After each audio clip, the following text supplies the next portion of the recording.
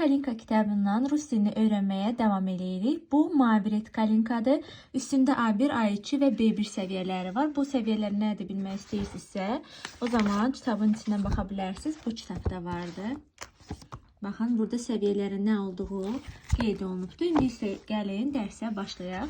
İzləyicim istəmişdi ki, urok 9-u, yəni dini necə ilə ivrimi də çalışmaları izah edin.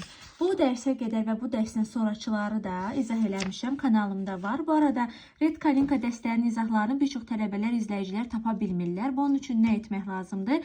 Kanala, yəni bu kanalın playlistinə keçirsiniz. Orada yazmışam mavi Red Kalinka. Mavi Red Kalinka budur. Baxın, kənarları mavi rəngdə olan. Bu da yaşıl Red Kalinkadır. Həmin hissədə bütün dərsləri ardıcıllıqla izah etmişəm. Bəzi dərslər olmaya bilər. Onları da əlavə edirəm. Demək, keçən dəfəki dərslərimizdə bu dərsin novi slavasını, dialoqlarını, sonra mətnini və qrammatikalarını izah etmişdim. Çalışmalarından isə burada 1, 2, 3, 4'ü izah etmiştim. İndi isə gəlin buradan 5-ci upражнениyanı izah edim. Demək, həmin o dərslərə, yəni bundan əvvəlki izahlarıma baxmaq istəyirsinizsə, bu videonun aşağı hissəsindən tapa bilərsiniz.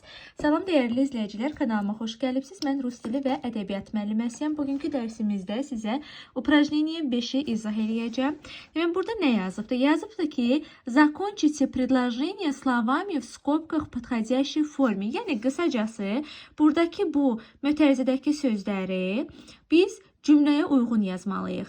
Burada nədir? Pятница, yəni həftənin günü, bir də saatları düz bilmək lazımdır. Mən daha öncədən, keçən dəfəki dərslərimizdə bu mövzunun qrammatika hissəsini sizə izah etmişdim. Lakin bu çalışmanı eləyə bilmək üçün siz gərək qrammatikanı biləsiniz. Ona görə də gəlin bu hissəni, yəni tablitsa 3-ü və 4-ü sizə yenidən öyrədim. Əgər baxmayıbsınızsa, indi də baxa bilərsiniz.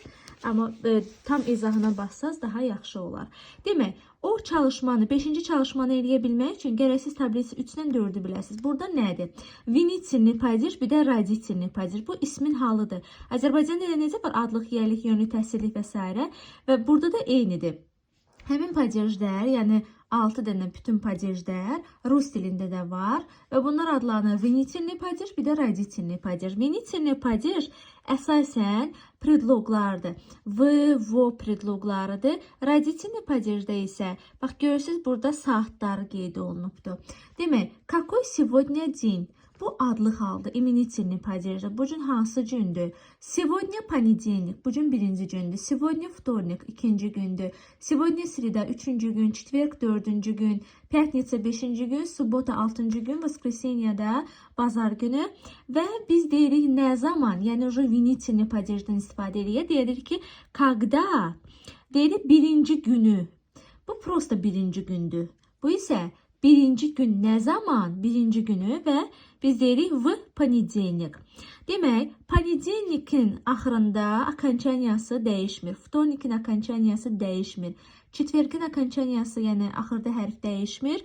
Воскресенье dəyişmir. Burada nə dəyişir? Sreda, pятница, суббота. Bunun a'lar u olur. Вторникdə v вторник demək olmaz. 2 dənə v, ona görə va вторник deyirik. Belə. Bu belə asandır. Burada isə raditilni падежdə isə biz məsələn imintilni падежdə nə deyirik? Deyirik ki, сейчас утро. İndi səhərdir. Сейчас день. İndi gündüzdür. Сейчас вечер. İndi axşamdır. Сейчас ночь. İndi gecədir. Raditilni падежdə deyirik ki, когда, во сколько часов? Demək, сейчас 8 часов утра. İndi səhər saat 8-dir. Gün yox, gündüz saat 2-də.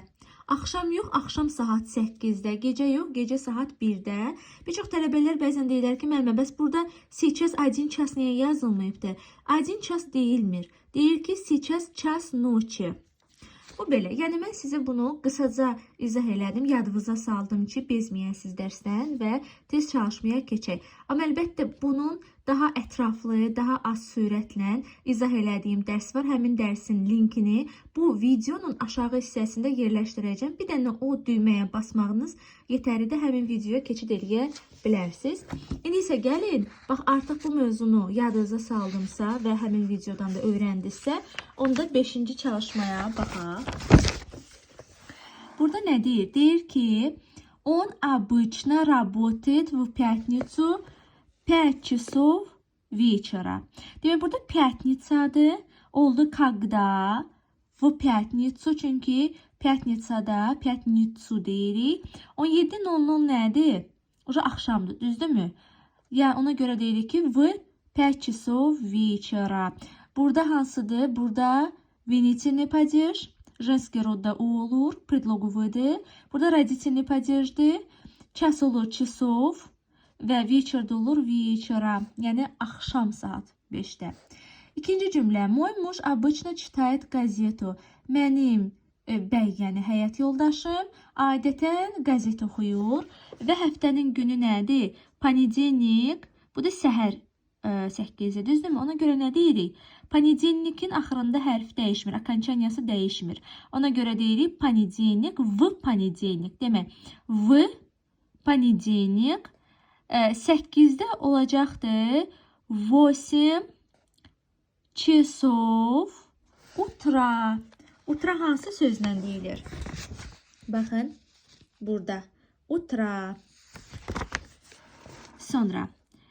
Ты обычно спишь. Sən adətən yatırsan. Воскресенье 00. Demək, bazar günü gecə saat 00-da.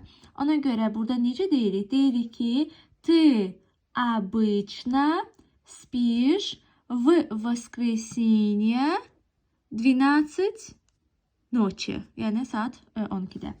Sonra мы смотрим футбол. Biz futbola baxırıq. Вторник necə olur? Окончаниясы dəyişmir, amma yəni окончание əlavə olunmur da, məsəl üçün пятница kimi olunmur. Burada bir dənə во вторник deyirik. Во вторник 19:00 necədir? Axşam saat 7-dir. Düzdürmü? Olacaqdır. Значит, 7 часов вечера. Sonra они обычно гуляют в парке. Onlar adətən parkda gəzirlər. Demək, 6-cı gün günorta saat 3-də, düzdürmü? Subota nə idi? Женский rodda.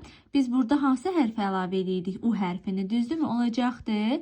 В субботу 3 часа dня.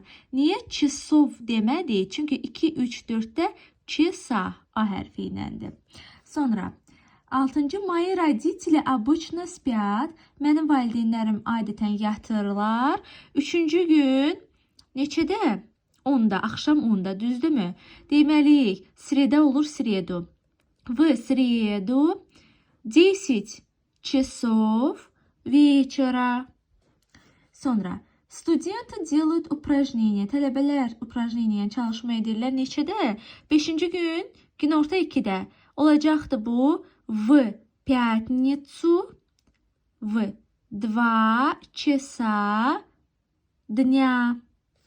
Sonra они хотят ужинать в ресторане. Onlar restoranda demək axşam yeməyi yemək istəyirlər, yeyirlər və burada necə olacaq? Четверг 21:00, yəni ki 4-cü gün 9-da, axşam 9-da. Ona görə deyirik в четверг в 9 часов вечера.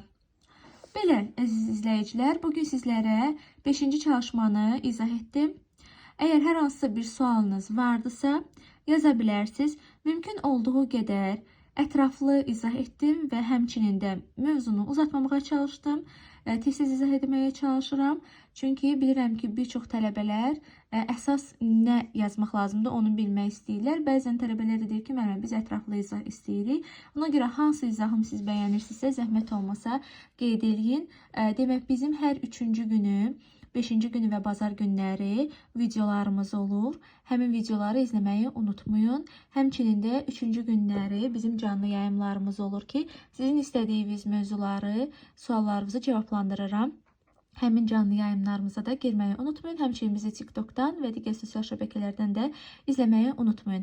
Həmçinin bizim WhatsApp ödənişsiz kanalımız var və həmçinin də xanımlar, bəylər istənilən yaşdan, istənilən ölkədən, evdən çıxmadan onlayn dərslərimizə qoşula bilərsiniz. Bunun üçün 050 840 55 22 nömrəsindən əlaqə saxlaya bilərsiniz. İndidən qeyd edeyim ki, qrup dərsləri olmur. Və bizim bütün dərslərimiz fərdi dərslərdir. İlk demək sınaq dərsimiz olur və əgər uyğun olarsa sizə dərsə başlayırsınız. Qısa müddətdə istər qrammatikalı, istər də qrammatikasız danışıq öyrənə bilərsiniz. Yəni Rusiyada yaşayırsınızsa, orada oxuyursunuzsa, fərqi yoxdur. Məsəl üçün tutaq ki, başqa bir ölkədən qoşulmaq istəyirsiniz. Yenə də onlayn olduğundan hər yerdən dərslərimizə qoşula bilərsiniz. Cədvəli də həm axşam dərslərimiz olur, həm gündüz dərslərimiz də mövcuddur. Yəni işləyənlər də, ev xanımları, evvəllər də dərsimizə qoşula bilər. Növbəti dərslərimizdə hansı mövzunun izahını istəyirsinizsə, zəhmət olmasa qeyd edin. Növbəti dərslərə qədər hələlik də svidaniya.